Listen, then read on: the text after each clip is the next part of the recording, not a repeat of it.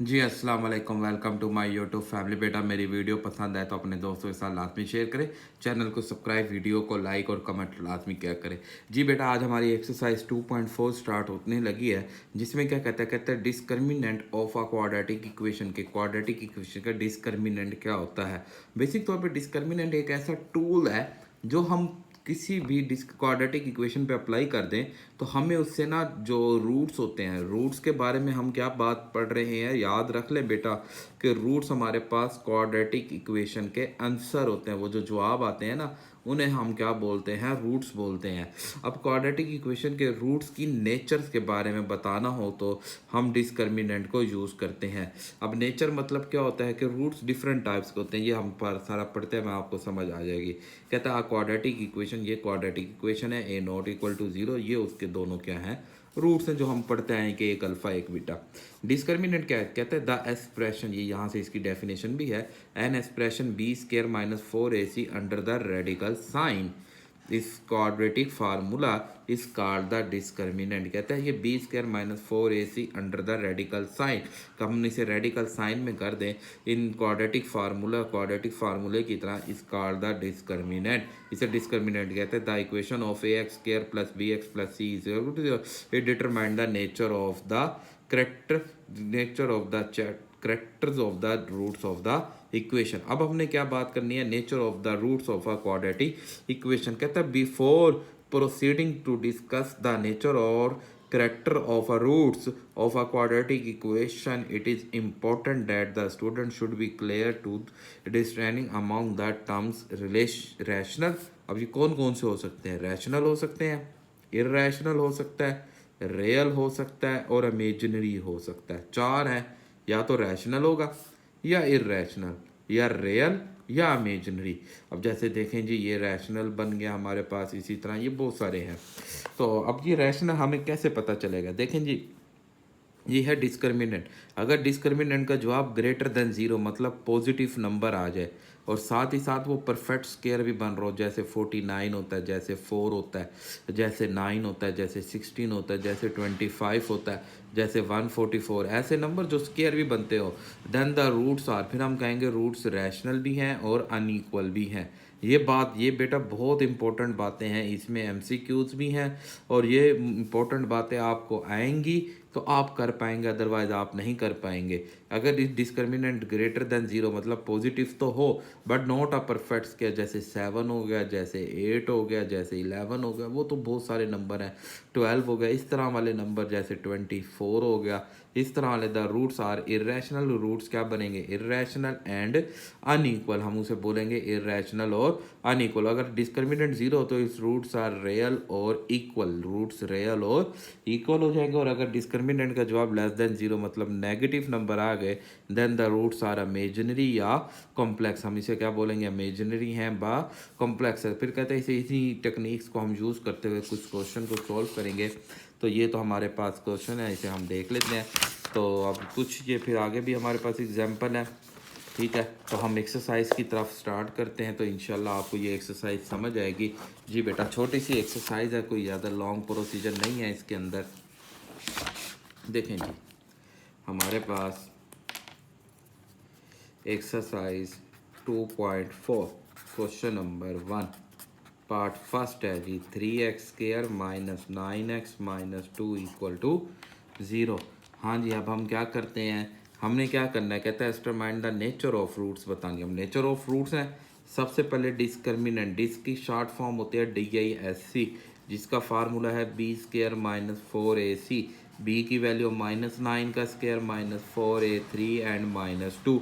तो -9 का square 81 minus minus plus 4 2 the 8 8 3 the 24। तो अब आप इन्हें ऐड कर दे तो ये हमारा कितना बन जाएगा कि जी 5 और 10। अब ये देखेंगे ये ग्रेटर देन ज़ीरो तो है but not a perfect square, लेकिन परफेक्ट स्क्वायर नहीं है, बट नॉट परफेक्ट स्क्वायर नहीं है, so its roots are irrational and unequal. ये बात लाजमी लिखनी है, ये जो बात है ना, ये वाली बात कि रूट्स आर इर्रेशनल और अनइक्वल, ये बात बहुत इंपॉर्टेंट है, ये आप लाजमी लिखेंगे। अब नेक्स्ट हमारे पास है सेकंड पार्ट, क्या कहता है जी, एक्स स्क्वायर प्लस का 6x प्लस 9 इक्वल टू 0। जी भाई वही डिक्स फाइंड करेंगे इसकी भी, तो डिक्स का फार्मूला हो जाएगा 6 का स्क्वायर बी का स्क्वायर माइनस बी का स्क्वायर माइनस 4ac, बी हो गया जी 6 का स्क्वायर माइनस 4a1 और c 9, 36 and 4 9 the 36 equal to 0। अगर इक्वल टू 0 हो गए तो इट्स रूट्स आर रियल और इक्वल, के रियल भी होंगे और इक्वल भी बनेंगे।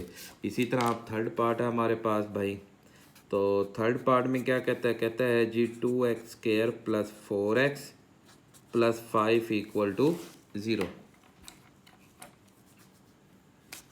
जी भाई हम वही डिस्क्रिमिनेंट फाइंड करते हैं इसकी भी, तो b square minus 4ac, b की वैल्यू 4 का स्क्वायर माइनस 4 2 एंड 5, 4 का स्क्वायर 16, 4 2 द 8 8 5 द 40।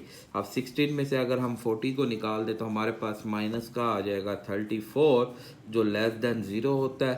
सो हम ले करते हैं कि its roots are imaginary, its roots are imaginary, हम सिर्फ इस रूट्स आर अमेजनरी लिख देंगे।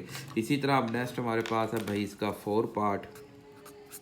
जी भाई 4 पार्ट में हमें क्या दिया हुआ है जी, 4 पार्ट में दिया है जी 7x स्क्वायर माइनस का 6x and minus 1 equal to 0। देखें जी अब हमारे पास वही डिस्क्रिमिनेंट का फार्मूला लेंगे, discriminant is equal to b square minus 4ac, b minus 6 का square minus 4a7 and minus 1, तो ये 36 बन जाएगा, माइनस माइनस प्लस 7 4 द 28। अगर अब हम इसे ऐड करते हैं तो ये कितना बन जाता है कि 14 4 1 कैरी एंड 64 किसका स्क्वायर बनता है 8 का स्क्वायर। तो हम कह सकते हैं कि its roots are rational and unequal, rational भी होंगे और अनइक्वल, ये एंड लिखा मैंने, रैशनल एंड अनइक्वल, तो आपने ये बातें लाजमी लिखनी है, ठीक है ना, इसके बगैर आपको नंबर नहीं देगा वो। अब नेक्स्ट हमारे पास है बेटा जी 5 पार्ट इसका जी, 5x square minus 2x plus 10 equal to 0। उसी तरह डिस्क्रिमिनेंट हम इस पर अप्लाई करते हैं कि discriminant b square minus 4ac, b की जगह पे माइनस 2 का square minus 4a and c, तो ये 4 बन जाएगा, 4 5 द 20 20 10 द 200, तो ये बन जाएगा माइनस 196। और इसका हम कह सकते हैं कि इट्स रूट्स आर इमेजिनरी। जब इमेजिनरी हो तो फिर वो इक्वल और अनइक्वल की कहानी उसके अंदर नहीं होती, अनइक्वल इक्वल की कहानी हमेशा रियल और इरेशनल इनके अंदर होती है। 8x plus 16 equal to 0। जी भाई अब आप क्या करेंगे, वही फार्मूला अप्लाई करेंगे कि discriminant is equal to b square minus 4ac, b मतलब माइनस 8 का स्क्वायर 4 एंड ए की वैल्यू 1 और सी की वैल्यू 60, तो ये 64 एंड 16 4 द 64, तो जवाब क्या आ गया 0। तो हम लिख देंगे its roots are real and equal, real भी आएंगे और इक्वल भी आएंगे। वेरिफिकेशन को उसने हमें नहीं कहा तो हम भी वेरिफिकेशन नहीं करेंगे। तो इस तरह हमारा ये क्वेश्चन नंबर 1 कंप्लीट होता है। तो कोई भी प्रॉब्लम हो बेटा मुझे आपको कमेंट्स लाजमी करेंगे, इंशाल्लाह आपके डाउट्स को मैं क्लियर करूँगा। अब नेक्स्ट हमारे पास क्वेश्चन है इसका, तो नेक्स्ट क्वेश्चन को देख लेते हैं क्या है जी। नेक्स्ट क्वेश्चन में कहता है जी for what the value of T, T की क्या वैल्यू होगी, the roots of the equation are real और अनइक्वल। अब जब रियल और अनइक्वल की बात आ रही है या रियल की भी बात आ रही है तो हम क्या करेंगे, डिस्क्रिमिनेंट को 0 के इक्वल कर देंगे। अब हमारे पास देखें जी क्वेश्चन नंबर 2 है। अब इक्वेशन क्या दी गई है, 3x square plus x plus 90 equal to 0। अब कंडीशन जो है ना वो आपने समझनी है। कंडीशन कहता है जी रियल है, सबसे पहले रियल है तो इक्वल टू 0 भी होगा, और अनइक्वल है, रियल और अनइक्वल, देखो ना उसने लिखा है रियल भी है एंड अनइक्वल भी है, मतलब कि हमारे पास जो डिस्क्रिमिनेंट का जवाब आएगा, डिस्क्रिमिनेंट का जवाब हम क्या रखेंगे, ग्रेटर देन इक्वल टू 0 रखेंगे। इसमें डिस्क्रिमिनेंट का जवाब ग्रेटर देन 0 रखेंगे, ठीक है बेटा, ग्रेटर देन 0 रखेंगे तो हमारे पास तो ये बेटा डिस्क्रिमिनेंट का जवाब ग्रेटर देन 0 आ जाएगा। अब यहाँ पे b square minus 4ac greater than 0, b मतलब 1 का स्क्वायर माइनस 4ac 3 का स्क्वायर और 9t ग्रेटर दैन 0। 1 आ जाएगा 4 9 द 36, 36 को 3 से अगर आप मल्टीप्लाई कर दें 36 को 3 से तो फिर वो ये 8 आ जाएगा। तो 108t ग्रेटर दैन 0। सो हम लिख देंगे 1 greater than equal to 108t and t greater than equal to by 108, या t जो है वो लेस देन इक्वल टू 108। देखें ना t की तरह मुंह क्लोज है तो हमने यहाँ भी मुंह को क्लोज ही रखना है। तो ये छोटा सा सवाल था। तो अब नेक्स्ट हमारे पास है क्वेश्चन नंबर 3, कहता है find the if the discriminant of the quadratic equation are equal roots. अब रूट्स आर इक्वल हों तो डिस्क्रिमिनेंट 0 के इक्वल, जब अनइक्वल हो तो ग्रेटर देन आते हैं। ठीक है, and find the value of P.